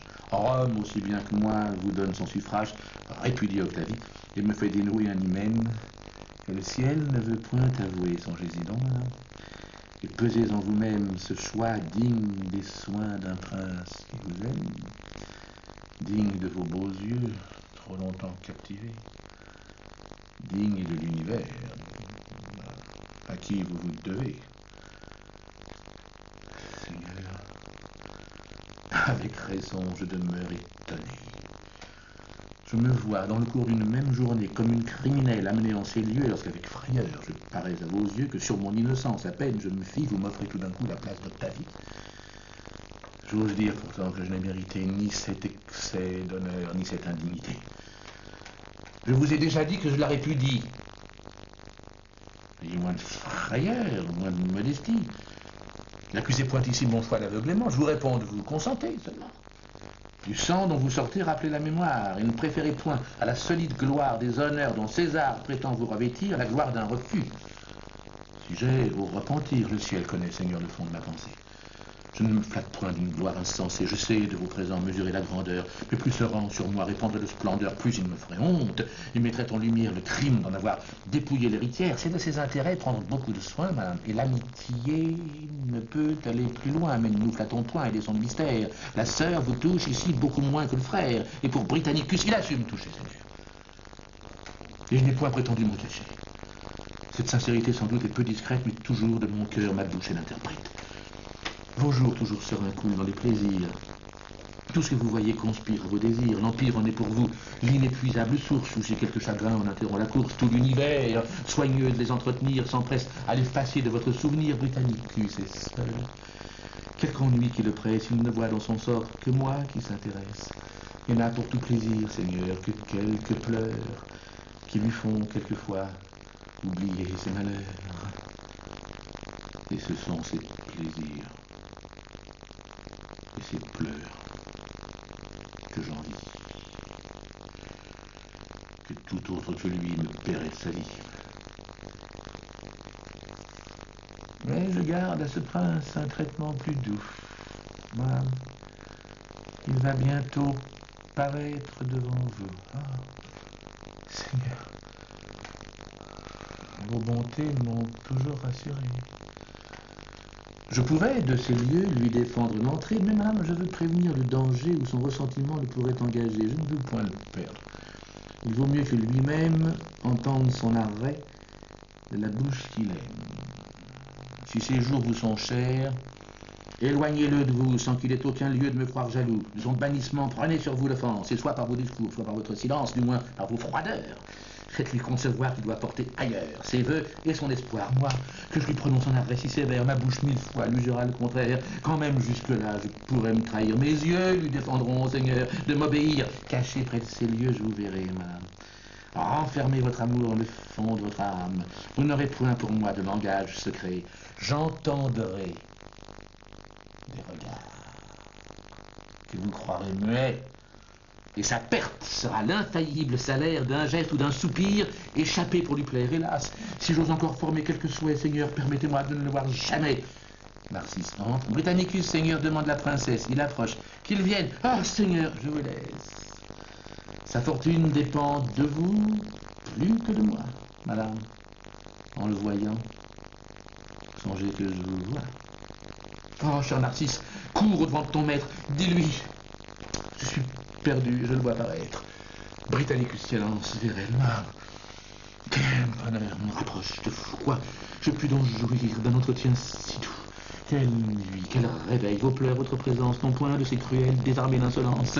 Que faisait votre amant? Quel démon envieux m'a refusé l'honneur de mourir à vos yeux? Hélas, dans la frayeur dont vous étiez atteinte, m'avez-vous, en secret, adressé quelques plaintes, ma princesse? Avez-vous daigné me souhaiter, songiez-vous aux douleurs que vous m'aviez coûté? Vous ne me dites rien. Quel accueil, quelle glace. Est-ce ainsi qu'à vos yeux console ma disgrâce? Parlez, nous sommes seuls. Notre ennemi trempé, tandis que je vous parlais ailleurs, occupé, ménageons les moments de cette heureuse absence. Vous êtes en des lieux tout pleins de sa présence. Ces murs même, Seigneur, peuvent avoir des yeux. Et jamais l'empereur n'est absent de ces lieux. Depuis quand, madame, êtes-vous si craintive? Quoi, déjà, votre amour souffre qu'on le captive? Qu'est devenu ce cœur qui me jurait toujours de faire un Néron même envier nos amours? Mais bannissez, madame, une inutile crainte. La foi dans tous les cœurs n'est pas encore éteinte. Chacun semble désieux à prouver mon courroux. La mère de Néron se déclare pour nous Rome de sa conduite elle-même offensée. Oh, Seigneur, vous parlez contre votre pensée. Vous-même, vous m'avez avoué 1000 fois que Rome le louait d'une commune voix. Toujours à sa vertu, vous rendiez quelque hommage. Sans doute, la douleur vous dicte ce langage. Ce discours me surprend. Il le faut avouer, je ne vous cherchais pas pour l'entendre louer. Qui vous rend à vous-même en un jour si contraire? Quoi? Même vos regards ont appris à se taire, que vois-je, vous craignez de rencontrer mes yeux? Néron vous plairait-il? Vous serais-je odieux? Ah, si je le croyais! Au nom de Dieu, madame. Éclaircissez le trouble où vous jetez mon âme. Parlez. Ne suis-je plus dans votre souvenir? Retirez-vous, Seigneur. L'empereur va venir. Il arrive.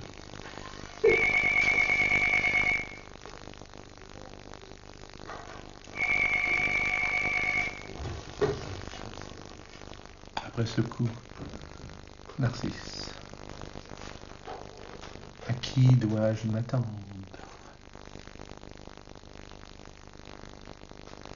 Néron, poursuis-je. Madame, non, Seigneur, je ne puis rien entendre. Vous êtes obéi, laissez couler du moins des larmes, dont ses yeux ne seront pas témoins. Néron reste avec Narcisse. Eh ben, de leur amour, tu vois la violence, Narcisse. Elle a paru jusque dans son silence. Elle aime mon rival. Je ne puis l'ignorer, mais je mettrai ma joie à le désespérer. Je me fais de sa peine une image charmante, et je l'ai vu douter du cœur de son amante. Je la suis. Mon rival t'attend pour éclater par de nouveaux soupçons. Va, cours le tourmenter. Et tandis qu'à mes yeux, on le pleure, on l'adore, peut lui payer bien cher un bonheur qu'il ignore. Narcisse reste seul. La fortune t'appelle une seconde fois. Narcisse, voudrais-tu résister à sa voix? Suivons jusqu'au bout ses ordres favorables. Et pour nous rendre heureux, perdons les misérables. Tout va se bousculer au troisième acte. On retrouve Burrus, Néron. Pallas obéira, Seigneur. Et de quel œil ma mère a-t-elle vu confondre son orgueil? Ne doutez point, Seigneur, que ce coup ne la frappe. Qu'en reproche, bientôt sa douleur ne s'échappe. Ces transports, dès longtemps, commencent d'éclater à d'inutiles cris, puissent-ils s'arrêter? Quoi? De quelques desseins, la croyez-vous capable? Agrippine, Seigneur, est toujours redoutable. Rome et tous vos soldats révèrent ses aïeux. Germanicus, son père, est présent à leurs yeux. Elle sait son pouvoir. Vous savez son courage.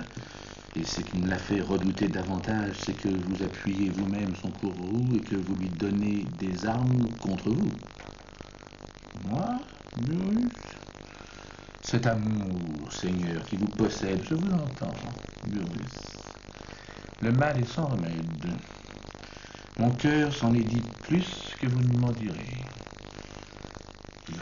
faut que j'aime. Enfin, Vous vous le figurez. Si de vos premiers ans vous consultiez la gloire, si vous daignez, Seigneur, rappeler la mémoire des vertus d'Octavie, indigne de ce prix, et de son chaste amour vainqueur de vos mépris, surtout si de Junie, évitant la présence, vous condamniez vos yeux à quelques jours d'absence, croyez-moi.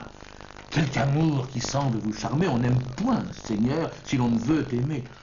vous croirez, Burrus, lorsque, dans les alarmes, il faudra soutenir la gloire de nos âmes, ou lorsque plus tranquille, assis dans le Sénat, il faudra décider du destin de l'État, je m'en reposerai sur votre expérience. Mais, croyez-moi, l'amour est une autre science.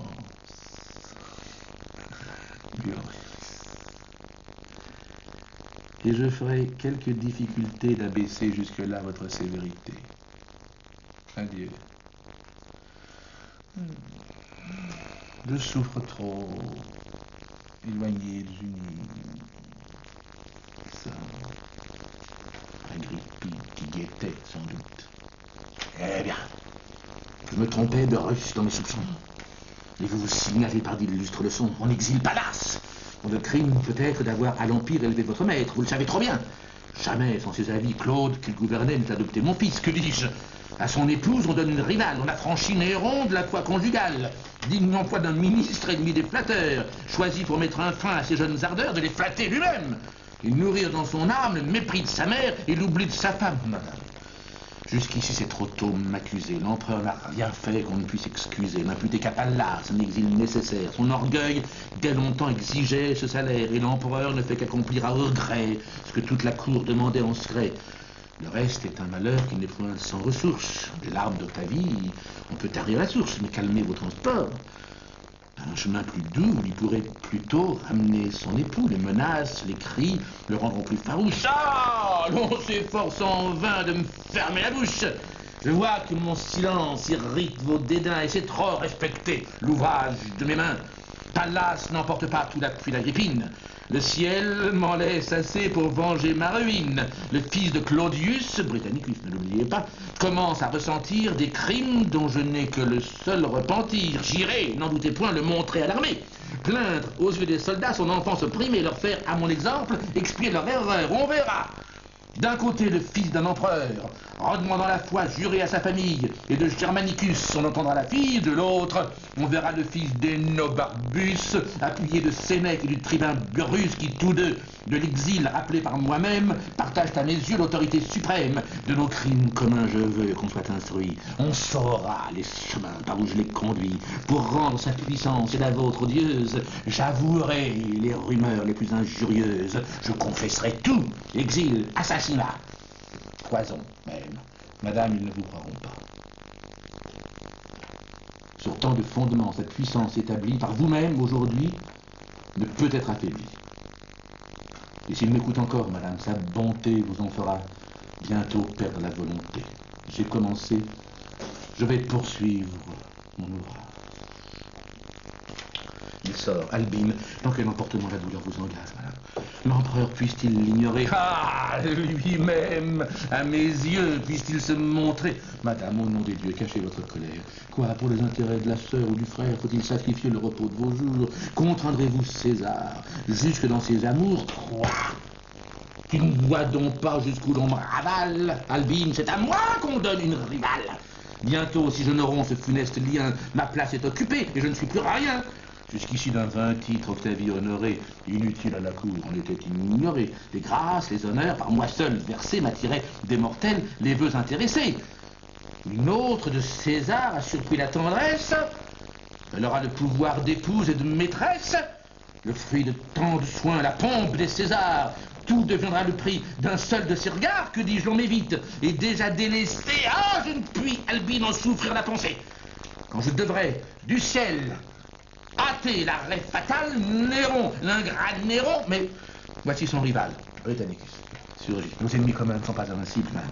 Nos malheurs trouvent des cœurs sensibles, vos amis et les miens jusqu'alors si secrets, tandis que nous perdions le temps en vain regrets, animés du courroux qu'allume l'injustice, viennent de confier leur douleur à Narcisse. Néron n'est pas encore tranquille, possesseur de l'ingrate. qu'il aime au mépris de ma sœur. Si vous êtes toujours sensible à son injure, on peut, dans son devoir, ramener le parjure. La moitié du Sénat s'intéresse pour nous. Sylla, Pison, Plotus, prince, que dites-vous? Sylla, Pison, Plotus, les chefs de la noblesse. Madame, je vois bien que ce discours vous blesse. Et que votre courroux tremblant, irrésolu, craint déjà d'obtenir tout ce qu'il a voulu. Non, vous avez trop bien établi ma disgrâce. D'aucun ami pour moi ne redoutez l'audace. Il ne m'en reste plus. Et vos soins trop prudents les ont tous écartés ou séduits dès longtemps. Seigneur, à vos soupçons, donnez-moi de créance. Notre salut dépend de notre intelligence. J'ai promis, il suffit. Malgré vos ennemis, je ne révoque rien de ce que j'ai promis. Le coupable Néron fuit en vain ma colère. Tôt ou tard, il faudra qu'il entende sa mère. J'essaierai tour à tour la force, la douceur ou moi-même. Avec moi conduisant votre sœur, j'irai semer partout ma crainte et ses alarmes et ranger tous les cœurs du parti de ses larmes. Allez, j'assiégerai Néron de toutes parts. Vous m'en croyez? Évitez ces regards. C'est ça. M'as-tu point flatté d'une fausse espérance? Puis, sur ton récit, fondé quelque assurance, Narcisse. Oui, mais Seigneur, ce n'est pas en ces lieux qu'il faut développer ce mystère à vos yeux. Sortons, qu'attendez-vous? Ce que j'attends, Narcisse. Hélas, expliquez-vous, si, par ton artifice, je pouvais revoir qui? J'en rougis, mais... Enfin, d'un cœur moins agité, j'attendrai mon destin. Après tout mes discours, vous la croyez fidèle? Non, je la crois, Narcisse.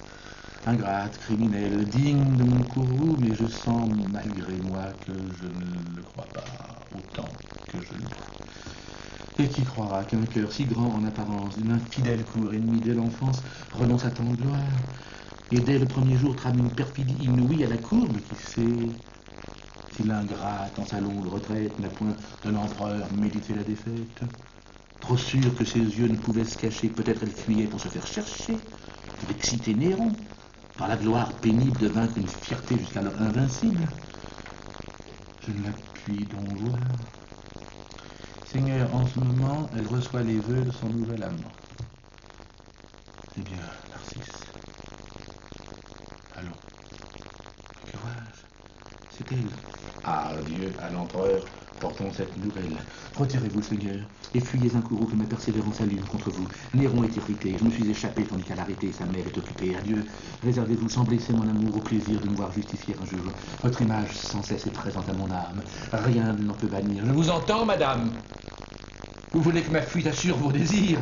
Que je laisse un champ libre à vos nouveaux soupirs, sans doute en me voyant une pudeur secrète, ne vous laisse goûter qu'une joie inquiète. Eh bien, il faut partir, Seigneur, sans m'imputer. Ah, vous deviez du moins plus longtemps disputer.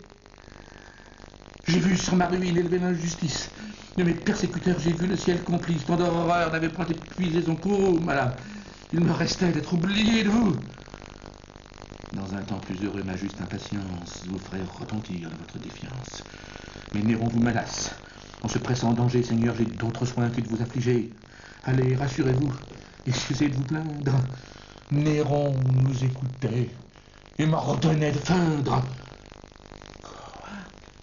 Le cruel témoin de tout notre entretien, d'un visage sévère examinait le mien, prêt à faire sur vous éclater la vengeance d'un geste confident de notre intelligence. Néron nous écoutait. Mais, hélas, vos yeux auraient pu feindre, ne m'abusez pas, il pouvait me nommer l'auteur de cet outrage. L'amour est-il muet ou n'a-t-il qu'un langage? De quel trouble un regard pouvait me préserver? Il fallait me taire et vous sauver.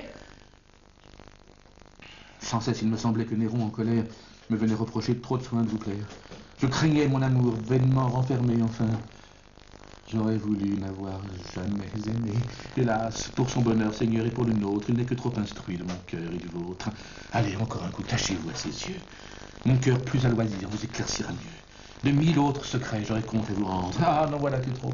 C'est trop me faire entendre, madame, mon bonheur, mon crime, vos bontés. Et savez-vous pour moi tout ce que vous quittez? Il se jette à ses genoux. Quand pourrai-je à vos pieds expier ce reproche? Que faites-vous? Hélas, votre rival s'approche. Prince! Continuez des transports si charmants.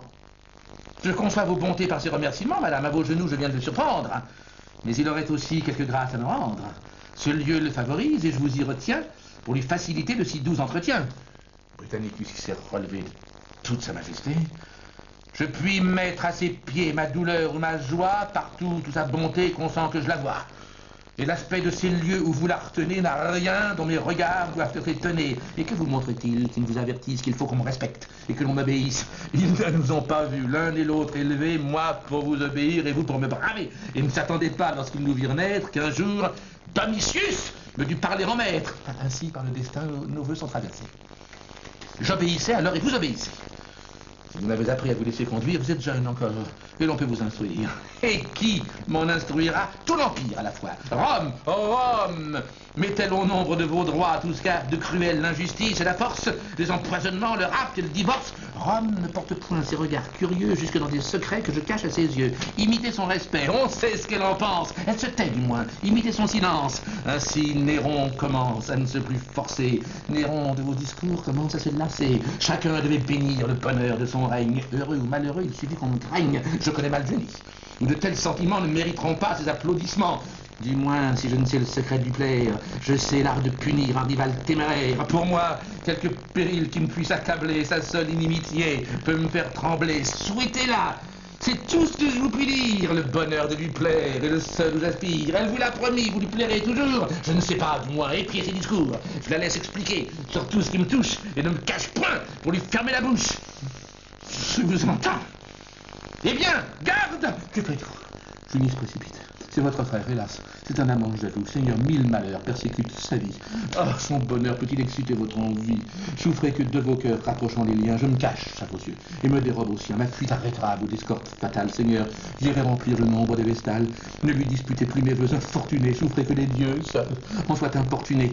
L'entreprise, madame, est étrange et soudaine. Dans son appartement, garde, qu'on la ramène. Gardez Britannicus dans celui de sa sœur. C'est ainsi que Néron sait disputer un cœur. Prince, sans l'irriter, cédons à cet orage. Garde! Obéissez! Sans tarder davantage. Pyrrhus qui est survenu. On va des gardes emmener Junie et Britannicus. Que vois-je? Oh, ciel! Et Néron qui, dans la crise de nerfs, sacrifie. Ainsi, leurs feux sont redoublés. Je reconnais la main qui les a rassemblés. Agrippine ne s'est présentée à ma vue, mais c'est dans ses discours si longtemps étendus que pour faire jouer ce ressort odieux. Qu'on sache si ma mère est encore en ces lieux. Burrus, dans ce palais, je veux qu'on la retienne et qu'au lieu de sa garde, on lui donne la mienne. Quoi, Seigneur, sans louir une mère arrêtée. J'ignore quel projet Burrus vous méditez. Mais depuis quelques jours, tout ce que je désire trouve en vous un censeur prêt à me contredire. Répondez-moi, vous dis-je. Ou sur votre refus, d'autres me répondront, et d'elle, et de Burrus. Ça. 4e acte. La lumière se rallume sur Agrippine. Dans tous ses atours de grande tenue de gala, c'est aussi la tenue qu'arborera Néron pour se présenter à elle. Ils seront de pourpre et d'or vêtus. Pour l'instant, elle est avec Burrus, qui lui dit « Oui, madame, à loisir, vous pourrez vous défendre. César lui-même ici consent de vous entendre. Si son ordre au palais vous a fait retenir, c'est peut-être à dessein de vous entretenir. Quoi qu'il en soit, si j'ose expliquer ma pensée, ne vous souvenez plus qu'il vous est offensé. Préparez-vous plutôt à lui tendre les bras, défendez-vous, madame, et ne l'accusez pas. Selon qu'il vous menace, ou bien qu'il vous caresse, la cour autour de vous ou s'écarte ou s'empresse. C'est son appui qu'on cherche, en cherchant votre appui. Mais voici l'empereur. Qu'on me laisse avec lui. Il est assis sur le trône, haute quelques marches. Approchez-vous, Néron. Il s'approche, il lui donne sa main, elle l'en serre, et en l'obligeant à s'agenouiller et à s'asseoir sur les marches au-dessous d'elle, elle lui dit « Et prenez votre place ».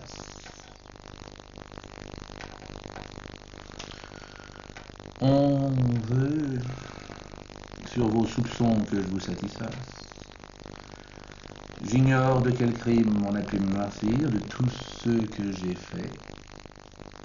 Je vais vous éclaircir. Vous régnez. Vous savez combien votre naissance entre l'Empire et vous avait mis de distance. Les droits de mes aïeux que Rome m'a consacrés étaient même sans moi d'inutiles degrés. Quand de Britannicus, la mère condamnée, laissa de Claudius disputer l'hyménée, parmi tant de beautés qui briguèrent son choix, qui de ses affranchis mendièrent les voies, je souhaitais son lit, dans la seule pensée de vous laisser au trône où je serais placé. Je fléchis mon orgueil, j'allais trouver Pallas. Son maître, chaque jour, caressé dans mes bras, prit insensiblement dans les yeux d'Asphynès l'amour où je voulais amener sa tendresse. Mais ce lien du sang qui nous joignait tous deux écartait Claudius d'un lit incestueux. Il n'osait épouser la fille de son frère. Le Sénat fut séduit. Une loi moins sévère mit Claude dans mon lit. Et Rome, à mes genoux, c'était beaucoup pour moi, c'était rien pour vous. Je vous fis sur mes pas entrer dans sa famille, je vous nommai son gendre, je vous donnai sa fille, Silanus qui l'aimait s'en vit abandonner, et marqua de son sang ce jour infortuné, ce n'était rien encore. Eussiez-vous pu prétendre qu'un jour Claude, à son fils, lui préférait son gendre?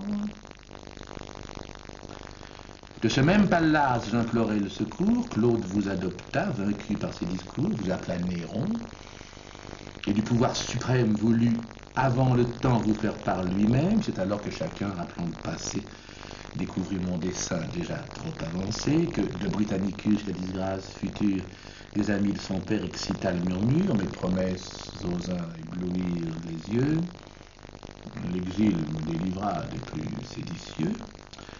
Claude même, lassé de ma plainte éternelle, éloigna de son fils tous ceux de qui le zèle engagé dès longtemps à suivre son destin pouvaient du trône encore lui ouvrir le chemin. Je fis plus. Je choisis moi-même dans ma suite ceux à qui je voulais qu'on livrât sa conduite. J'eus soin de vous nommer par un contraire choix des gouverneurs que Rome honorait de sa voix. Je fus sourde à la brigue et crus la renommer. J'appelai de l'exil. Je tirai de l'armée et ce même Sénèque et ce même Burrus qui depuis Rome alors estimait leur vertu. De Claude, en même temps épuisant les richesses, ma main sous votre nom répandait les largesses, les spectacles, les dons, invincibles appâts vous attiraient les cœurs du peuple et des soldats qui d'ailleurs, réveillant leur tendresse première, favorisaient en vous Germanicus, mon père. Cependant Claudius penchait vers son déclin, ses yeux longtemps fermés s'ouvrirent à la fin, il connut son erreur. Occupé de sa crainte, il laissa pour son fils échapper quelques plaintes et voulut, mais trop tard, assembler ses amis, ses gardes, son palais, son lit m'était soumis. Je lui laissai sans fruit consumer sa tendresse. De ses derniers soupirs, je me rendis maîtresse. Les soins, en apparence épargnant ses douleurs de son fils en mourant, lui cachèrent les pleurs. Il mourut. 1000 bruits en cours, à Nantes. J'arrêtai de sa mort la nouvelle trop prompte, tandis que Burrus allait secrètement de l'armée en vos mains exiger le serment, que vous marchiez au camp conduit sous mes auspices. Dans Rome, les hôtels fumaient de sacrifices. Par mes ordres trompeurs, tout le peuple excité du prince, déjà mort, demandait la santé. Enfin, des légions, l'entière obéissance ayant de votre empire affirmé la puissance, on vit Claude. Et le peuple, étonné de son sort, apprit en même temps votre règne et sa mort. C'est le sincère aveu que je voulais vous faire. Voilà, tous mes forfaits. En voici le salaire. Du fruit de tant de soins, à peine jouissant, en avez-vous 6 mois paru reconnaissant que lassé d'un respect qui vous gênait peut-être, vous avez affecté de ne plus connaître. J'ai vu Burrus, Sénèque, aigrissant vos soupçons de l'infidélité, vous tracer des leçons, ravis d'être vaincus dans leur propre science. J'ai vu favoriser de votre confiance Othon, Sénétion, jeune voluptueux, et de tous vos plaisirs flatteurs respectueux. Et lorsque vos mépris excitant mes murmures, je vous ai demandé raison de tant d'injures, seul recours d'un regret qui se voit confondu par de nouveaux affronts. Vous m'avez répondu, aujourd'hui, je promets Junie à votre frère. Ils se flattent tous deux du choix de votre mère. Que faites-vous? Junie, enlevée à la cour, devient en une nuit l'objet de votre amour. Je vois de votre cœur Octavie effacée, prête à sortir du lit où je l'avais placée. Je vois Pallas banni, votre frère arrêté. Vous attentez enfin jusqu'à ma liberté. Burrus, oh, sur moi porter ses mains hardies. Et lorsque convaincu de tant de perfidie, vous deviez me voir pour les expier, c'est vous qui m'ordonnez de me justifier. Je me souviens toujours que je vous dois l'Empire. Et sans vous fatiguer du soin de le redire, votre bonté, madame, avec tranquillité, pouvait se reposer sur ma fidélité. Aussi bien ces soupçons, ces plaintes assidues ont fait croire à tous ceux qui les ont entendus que jadis, j'ose ici vous le dire entre nous, vous n'aviez sous mon nom travaillé que pour vous. Mais Rome veut un maître et non une maîtresse. Vous entendiez des bruits qui excitaient ma faiblesse. Le Sénat, chaque jour, et le peuple irrité de sourire par ma voix, dicter vos volontés, publiait en mourant, Claude, avec sa puissance, m'avait encore laissé sa simple obéissance. Vous avez vu 100 fois nos soldats en courroux porter en murmurant leurs aigles devant vous. Honteux de rabaisser par cet indigne usage les héros dont encore elles portent l'image. Tout autre serait rendu à leur discours, mais si vous ne régnez, toujours, avec Britannicus contre moi, réunis, vous le fortifiez du parti de Junie. Et la main de Pallas trame tous ces complots. Et lorsque malgré moi j'assure mon repos, on vous voit de colère et de haine animés. Vous voulez présenter mon rival à l'armée. Déjà, jusqu'au camp, le bruit en a couru. Moi, de faire empereur. Un droit.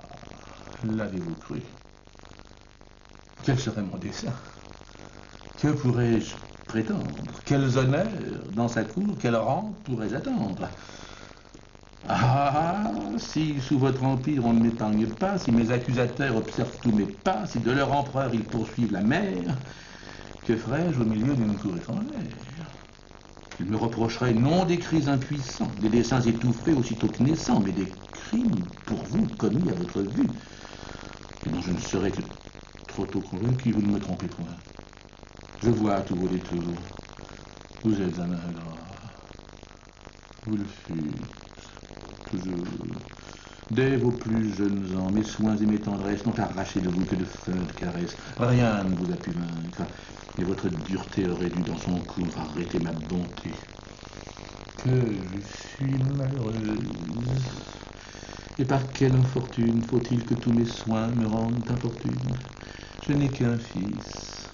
Ô ciel, qui m'entends aujourd'hui, t'ai-je fait quelques vœux qui ne fussent pour lui? Remords, crainte, péril, rien ne m'a retenu. J'ai vaincu ces mépris, j'ai détourné ma vue des malheurs qui dès lors me furent annoncés. J'ai fait ce que j'ai pu. Vous régnez, c'est assez. Avec ma liberté que vous m'avez ravie, si vous le souhaitez, prenez encore ma vie.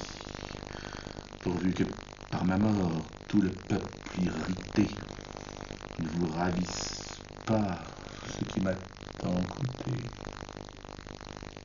Elle est contre lui.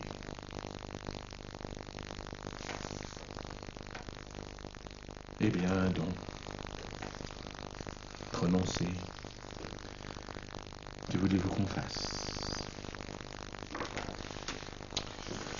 De mes accusateurs qu'on punisse l'audace, que de Britannicus on calme le courroux, que Junie à son choix puisse prendre un époux, qu'ils soient libres tous deux et que Pallas demeure, que vous me permettiez de vous voir à toute heure, que ce même Burrus qui nous vient écouter, à votre porte, enfin, n'ose plus m'arrêter. Oui, madame.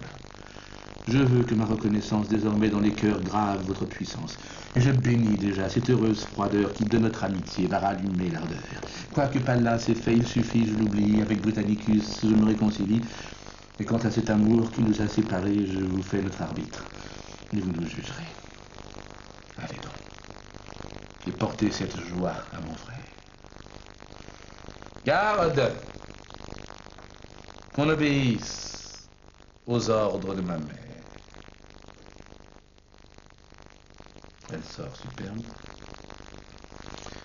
Dieu russe lui dit que cette paix, Seigneur, et ces embrassements vont offrir à mes yeux de spectacles charmants. Vous savez, si jamais ma voix lui fut contraire, si de son amitié j'ai voulu vous distraire, et si j'ai mérité cet injuste courroux, je ne vous flatte point. Je me plaignais de vous, Burrus, je vous ai cru tous deux d'intelligence, mais son inimitié vous rend ma confiance. Et elle se hâte trop, Burrus, de triompher. Embrasse mon rival. Mais c'est pour l'étouffer. Ouais, Seigneur, C'en est trop. Il faut que sa ruine me délivre à jamais des fureurs d'Agrippine. Tant qu'il respirera, je ne vis qu'à demi, elle m'a fatigué. Et de ce nom ennemi, je ne prétends pas que sa coupable audace, une seconde fois, lui promette ma place. Elle va donc bientôt pleurer Britannicus. Avant la fin du jour, je ne le craindrai plus. Et qui, de ce dessein, vous inspire l'envie? Ma gloire, mon amour, ma sûreté, ma vie. Non. Quoi que vous disiez, cet horrible dessein ne fut jamais, Seigneur, conçu dans votre sein. Burrus de votre bouche. Oh ciel, puis-je l'apprendre? Vous-même, sans frémir, avez-vous pu l'entendre? Songez-vous dans quel sang vous allez vous baigner? Néron, dans tous les cœurs, est-il là de régner? Que dira-t-on de vous? Quelle est votre pensée? Quoi? Toujours enchaîné de ma gloire passée, j'aurai devant les yeux je ne sais quel amour que le hasard nous donne et nous ôte en un jour. Soumis à tous leurs vœux, à mes désirs contraires, suis-je leur empereur, seulement pour leur plaire? Ne suffit-il pas, Seigneur, à vos souhaits que le bonheur public soit un de vos bienfaits? C'est à vous à choisir, vous êtes encore maître. Vertueux, jusqu'ici, vous pouvez toujours l'être. Le chemin est tracé, rien ne vous retient plus. Vous n'avez qu'à marcher de vertu en vertu. Ah, de vos premiers ans, l'heureuse expérience vous fait-elle, Seigneur, haïr votre innocence? Tels étaient vos plaisirs, quel changement, ô Dieu, le sang le plus abject vous était précieux. Un jour, il m'en souvient, le Sénat équitable vous pressait de souscrire à la mort d'un coupable. Vous résistiez, Seigneur, à leur sévérité. Votre cœur s'accusait de trop de cruauté, et plaignant les malheurs attachés à l'Empire, je voudrais, disiez-vous, ne savoir pas écrire. Mais je vois que mes pleurs touchent mon empereur, je vois que sa vertu frémit de leur fureur. Ne perdez point de temps, nommez-moi les perfides qui vous osent donner ces conseils parricides. Appelez votre frère, oubliez dans ses bras. Ah, que demandez-vous? Non! Il ne vous hait pas, Seigneur. On le trahit. Je sais son innocence. Je vous réponds pour lui de son obéissance. J'y cours. Je vais presser un entretien si doux. Dans mon appartement, il m'attend avec vous. Burrus sort, et Narcisse, qui apparaît, le voit sortir. S'approche du pôle. Néron est écrasé. Seigneur, j'ai tout prévu pour une mort si juste. Le poison est tout prêt. La fameuse Locuste a redoublé pour moi ses soins officieux. On a fait expirer un esclave à mes yeux. Et le fer est moins prompt pour trancher une vie que le nouveau poison que sa main me confie. Narcisse, c'est assez. Je reconnais ce soin et je ne souhaite pas que vous alliez plus loin. Quoi? Pour Britannicus, votre haine affaiblie me défend. Oui, merci. On nous réconcilie. Je me garderai bien de vous en détourner, Seigneur, mais il s'est vu tantôt emprisonné. Cette offense en son cœur sera longtemps nouvelle. Il n'est point de secret que le temps ne révèle. Il saura que ma main lui devait présenter un poison que votre ordre avait fait apprêter. Les dieux de ce dessein puissent-ils le distraire, mais peut-être il fera ce que vous n'osez faire. On répond de son cœur, et je vaincrai le mien. Et l'hymen de Junie, en est-il le lien?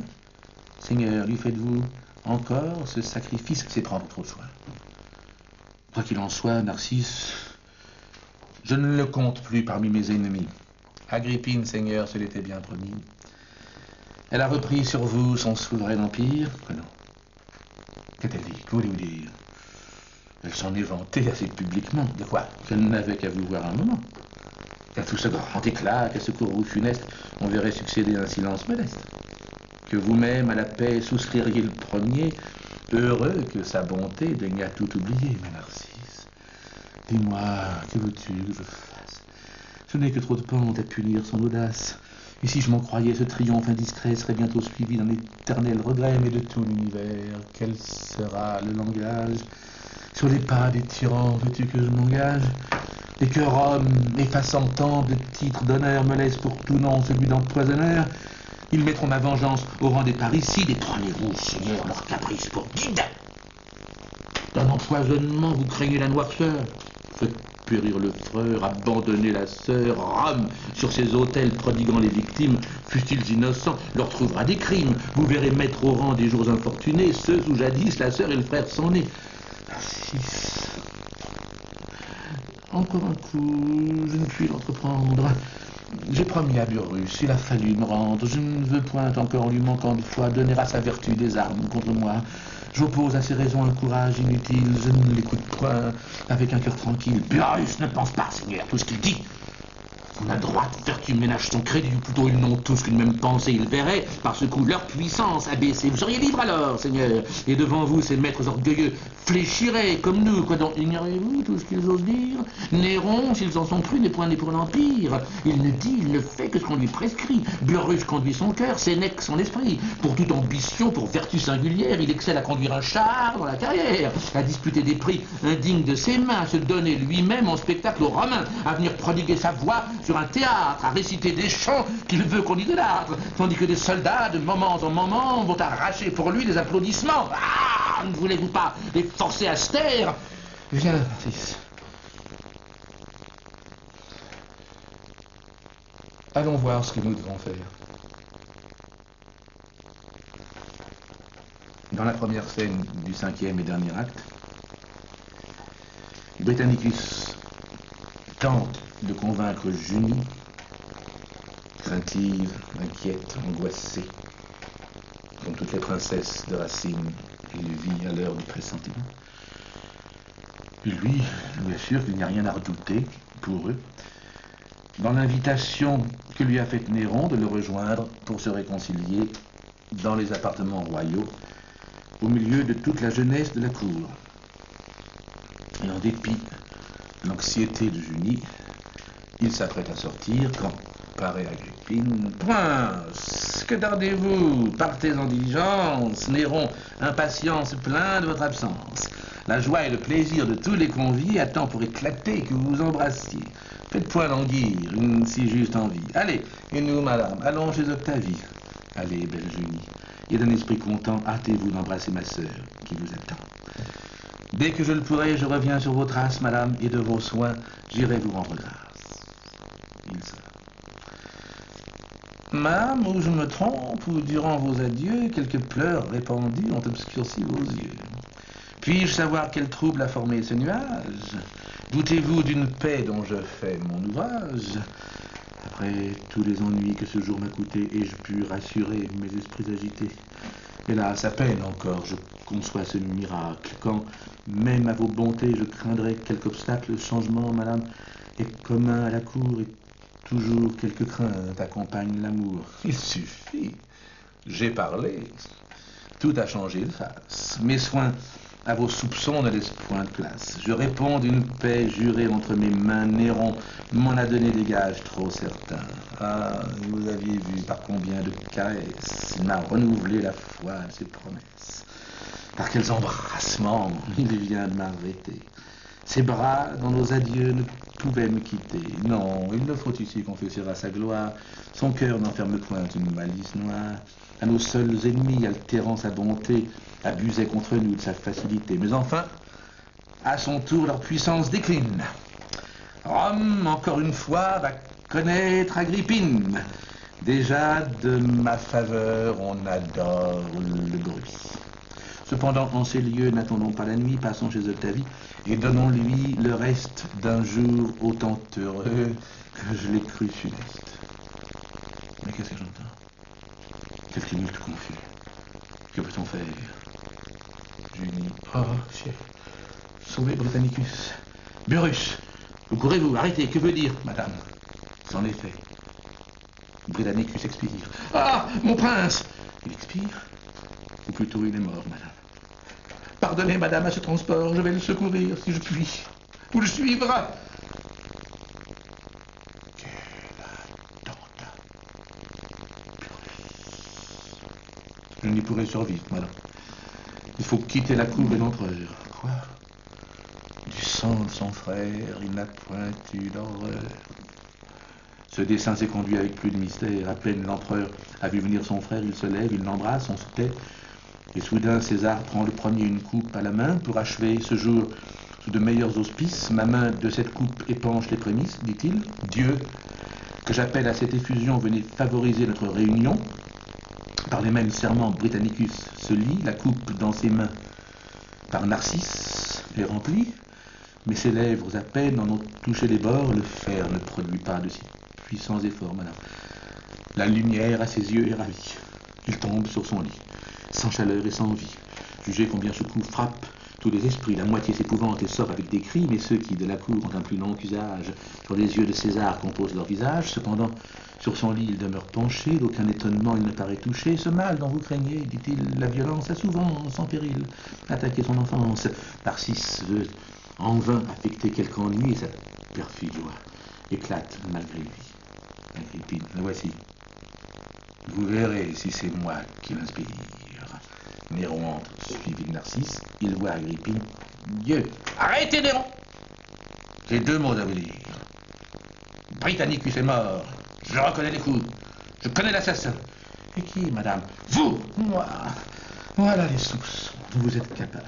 Il n'est point de malheur dont je ne sois capable. Et si l'on veut, madame, écoutez vos discours, ma main de Claude même aura tranché les jours. Son fils vous était cher, sa mort peut vous confondre. Mais des coups du destin, je ne peux pas répondre. Non, non! Britannicus est mort empoisonné. Narcisse a fait le coup. Vous l'avez ordonné. Madame... Mais qui peut vous tenir ce langage? Oh, Seigneur, intervient Narcisse. Ce soupçon vous fait-il tant d'outrage? Britannicus, madame, eut des desseins secrets qui vous auraient coûté le plus juste regret. Il aspirait plus loin qu'à l'hymen de Junie. De vos propres bontés, il vous aurait puni. Sur ma fidélité, César s'en est remis. Laissez des pleurs, madame, à vos seuls ennemis. Qu'ils mettent ce malheur au rang des plus sinistres. Mais vous, poursuivez, Néron. Avec de tels ministres, par des faits glorieux, tu te vas signaler. Poursuis. Tu n'as pas fait ce coup pour reculer. Ta main a commencé par le sang de ton frère. Je prévois que tes coups viendront jusqu'à ta mère. Dans le fond de ton cœur, je sais que tu me hais. Tu voudras t'affranchir du joug de mes bienfaits, mais je veux que ma mort te soit même inutile. Ne crois pas qu'en mourant, je te laisse tranquille. Rome, ce ciel, ce jour que tu reçus de moi, partout, à tout moment m'offriront devant toi. Tes remords te suivront comme autant de furies. Tu croiras les calmer par d'autres barbaries. Ta fureur, s'irritant soi-même dans son cours, d'un sang toujours nouveau, marquera tous tes jours. Et j'espère qu'enfin le ciel, là de tes crimes, ajoutera ta perte à tant d'autres victimes. Qu'après t'être couvert de leur sang et du mien, tu te verras forcé de répandre le tien. Et ton nom paraîtra dans la race future, au plus cruel tyran, une cruelle injure. Voilà ce que mon cœur se présage de toi. Adieu. Tu peux partir. Narcisse, suivez-moi. Ah, ciel. De mes soupçons, quelle était l'injustice? Je condamnais Burrus pour écouter Narcisse. Burrus, avez-vous vu quel regard furieux Néron, en me quittant, m'a laissé pour adieu? En effet, le cruel n'a plus rien qui l'arrête. Le coup qu'on m'a prédit va tomber sur ma tête. Il vous accablera vous-même à votre tour, oh madame. Pour moi, j'ai vécu trop d'injures. Son crime seul n'est pas ce qui me désespère. Sa jalousie a pu l'armer contre son frère, mais s'il vous faut, madame, expliquer ma douleur, Néron l'a vu mourir sans changer de couleur. Ses yeux indifférents ont déjà la constance d'un tyran dans le crime endurci dès l'enfance. Qu'il achève, madame, et qu'il fasse périr un ministre importun qui ne le peut souffrir. Hélas, loin de vouloir éviter sa colère, la plus soudaine mort me sera la plus chère. Irruption d'Albine. Oh, ah, Seigneur, courez vers l'empereur, venez sauver César. De sa propre fureur, il se voit pour jamais séparé de Junie. Ah, Junie elle-même a terminé sa vie pour accabler César d'un éternel ennui, madame. Sans mourir, elle est morte pour lui. Vous savez de ces lieux. Comme elle s'est ravie, elle a faim de passer chez la triste Octavie, mais bientôt elle a pris des chemins écartés où mes yeux ont suivi ses pas précipités. Des portes du palais, elle sort et perdue, d'abord elle a d'Auguste aperçut la statue et mouillant de ses pleurs le marbre de ses pieds que de ses bras pressants elle tenait liés. Prince, par ses genoux, dit-elle, que j'embrasse, protège en ce moment le reste de ta race. Rome, dans ton palais, vient de voir immoler le seul de tes neveux qui te put ressembler. On veut, après sa mort, que je lui sois parjure, mais vous le conserver une fois toujours pur, prince. Je me dévoue à ces dieux immortels dont ta vertu t'a fait partager les autels. Le peuple, cependant que ce spectacle étonne, vole de toutes parts, se presse, l'environne, s'attendrit à ses pleurs et, plaignant son ennui d'une commune voix, la prend sous son appui. César les voit partir sans oser les distraire. Narcisse, plus hardi, s'empresse pour lui plaire. Il vole vers Junie et sans s'épouvanter, une profane main commence à l'arrêter. De 1000 coups mortels, son audace est punie, son infidèle sang rejaillit sur Junie. César, de tant d'objets en même temps frappés, le laisse entre les mains qui l'ont enveloppé. Il rentre, chacun fuit son silence farouche. Le seul nom de Junie échappe de sa bouche. Il marche sans dessein, ses yeux mal assurés n'osent lever au ciel leurs regards égarés, et l'on craint, si la nuit, jointe à la solitude, vient de son désespoir aigrir l'inquiétude, si vous l'abandonnez plus longtemps sans secours, que sa douleur bientôt n'attente sur ses jours, le temps presse, courez, il ne faut qu'un caprice, il se perdrait, madame, il se ferait justice.